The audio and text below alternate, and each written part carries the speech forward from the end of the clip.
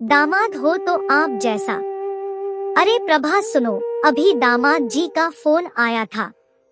इस बार अंकिता और बच्चों के साथ दामाद जी भी छुट्टियों में यहाँ आएंगे। उनकी अगले हफ्ते की टिकट कंफर्म हो गई है। इस बार पूरा एक हफ्ता दामाद जी हमारे साथ रहेंगे।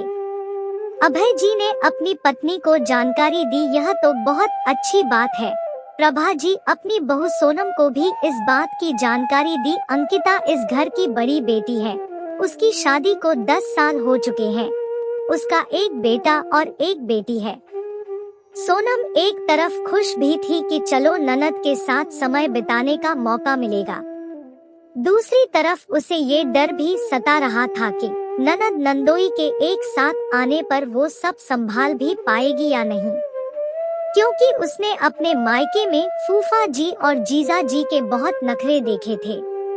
फूफा जी और जीजा जी के आते ही घर में अफरा तफरी का माहौल हो जाता था। माँ और भाभी उनके लिए कितना कुछ करती थी। घर का एक एक सदस्य उनकी सेवा में लग जाता था। उनकी जरूरतों का पूरा ख्याल रखा जाता। उनकी आव भगत में कोई कमी ना रह जाए, इस बात का पूरा ध्यान रखा जाता। फिर भी वे लोग किसी ना किसी चीज में नुक्स निकालने से बाज नहीं आते थे। उनके आने से ज्यादा तो उनके जाने का इंतजार रहता था। उनके जाने के बाद ही जान में जान आती थी। सोनम को इस घर में बहू बनकर आए हुए 1 साल होने को आया था। शादी में उसके ननद नंदोई आए थे, मगर शादी के बाद रुक नहीं पाए थे, क्योंकि उन्हें नंदोई जी के चाचा की बेटी की शादी में शामिल होने जाना था। इसलिए सोनम अपने ननद नंदोई के स्वभाव से परिचित नहीं थी। मम्मी जी बताइए क्या क्या तैयारियां करनी है? दीदी जीजा जी के स्वागत में सोनम ने घबराते हुए पूछा। घबराओ नहीं बेटा, सब हो जाएगा। घर के ही सदस्य हैं। दामाद जी बहुत सरल स्वभाव के हैं। सोनम ने मेहमानों का कमरा अच्छे से व्यवस्थित कर दिया और जरूरत का हर सामान सलीके से सजा दिया। सोनम के पति केशव की 3 दिन की ऑफिस की छुट्टी थी। अरे आप दीदी जीजा जी को लेने स्टेशन नहीं गए? ट्रेन का वक्त हो गया है। सोनम ने अपने पति केशव से कहा। जीजा जी को पसंद नहीं है कि कोई अपना काम धाम छोड़कर उन्हें लेने आए। तुम चिंता मत करो, जाना पहचाना रास्ता है, वो लोग सही से आ जाएंगे, सोनम के पति ने कहा। सोनम सोच में पड़ गई। मायके में जब जीजा जी आते थे तब उसके पापा और भैया 1 घंटा पहले ही बड़ी सी गाड़ी लेकर स्टेशन पहुंच जाते थे कि ट्रेन कहीं वक्त से पहले ना आ जाए और घर के किसी सदस्य को वहां ना देखकर जीजा जी कहीं आग बबूला ना हो जाए। ननद अंकिता और नंदोई जी बच्चों समेत ठीक समय पर घर पहुंच गए। सोनम ने सासू माँ से पूछकर उनकी पसंद का खाना बनाया। पूरन पोली, दम आलू, गोभी, रायता, अचार, पापड़, सलाद। सबने खूब स्वाद लेकर खाना खाया। ननद नंदोई ने सोनम की खूब तारीफ की। शाम की चाय के समय सोनम ने पकौड़े, सैंडविच और ढोकला बनाया। इस पर नंदोई जी बोल पड़े, अभी दोपहर में तो आपने इतना स्वादिष्ट और हैवी खाना खिलाया और अब ये सब, हम मेहमान नहीं हैं। अब रात को खाने के लिए परेशान होने की जरूरत नहीं है, ये हाई टी ही काफी है।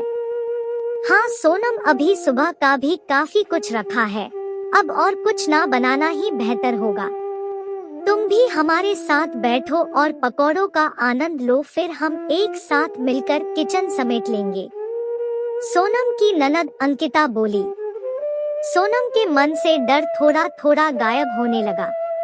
अगले दिन सोनम जब किचन में गई तो उसने देखा उसके नंदोई अजय जी किचन में चाय बना रहे थे। जीजा जी आप किचन में? मैं तो आ ही रही थी चाय बनाने, सोनम हिचकिचाते हुए बोली। तभी कमरे से आकर अंकिता दीदी बोल पड़ी, अरे सोनम, तुम्हारे नंदोई जी की सुबह जल्दी उठने की आदत है। घर पर भी सुबह की चाय यही बनाते हैं। तुम्हारे नंदोई जी जैसे घर पर रहते हैं वैसे ही अपने ससुराल में भी कोई बड़प्पन नहीं, कोई दिखावटीपन नहीं, कोई स्पेशल डिमांड नहीं, तभी तो ये मम्मी पापा के चहेते हैं। सोनम को तो इस बात का आश्चर्य हो रहा था कि दामाद भी इतने सरल हो सकते हैं। सोनम सोचने लगी, ऐसे मेहमान तो हफ्ते भर क्या, महीने भर भी रुक जाए तो कोई दिक्कत नहीं। उनके बच्चे भी अपना काम खुद ही करते थे।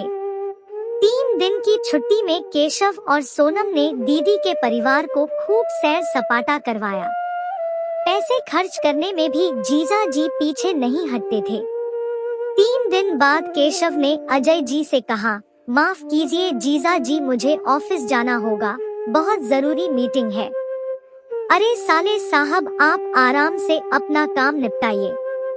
आज हम मम्मी पापा जी के साथ शतरंज की बाजी जमाएंगे, अजय जी ने कहा।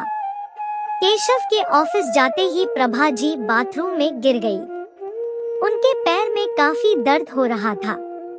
अंकिता और अजय जी की मदद से वो बाहर आई। उनके पैरों में भी सूजन बढ़ने लगी। केशव को बुलाने के लिए सोनम फोन मिलाने लगी। तभी अजय जी ने उसे रोक दिया। बेटी दामाद प्रभा जी को लेकर हॉस्पिटल गए। एक्सरे निकाले गए। उसके बाद प्रभा जी को कच्चा प्लास्टर लगा दिया गया। वापस आने पर अभय जी ने पूछा, बेटा इस सब का कितना बिल आया? पापा जी, क्या मैं इस घर का कुछ नहीं लगता जो आप मुझसे इतना औपचारिक व्यवहार कर रहे हैं? कोई बेटा अपनी माँ के इलाज का खर्चा लेता है भला? अजय जी ने कहा। हाँ, ये तो सच है बेटा जी, आपने अपने आप को कभी स्पेशल नहीं समझा। परिवार के सदस्य की तरह ही सहज रहे और हमें सहज महसूस करवाया। दामाद हो तो आप जैसा। इस बार प्रभा जी बोल पड़ी। सोनम भी अपने ननद नंदोई की सहजता देख अभिभूत हो गई।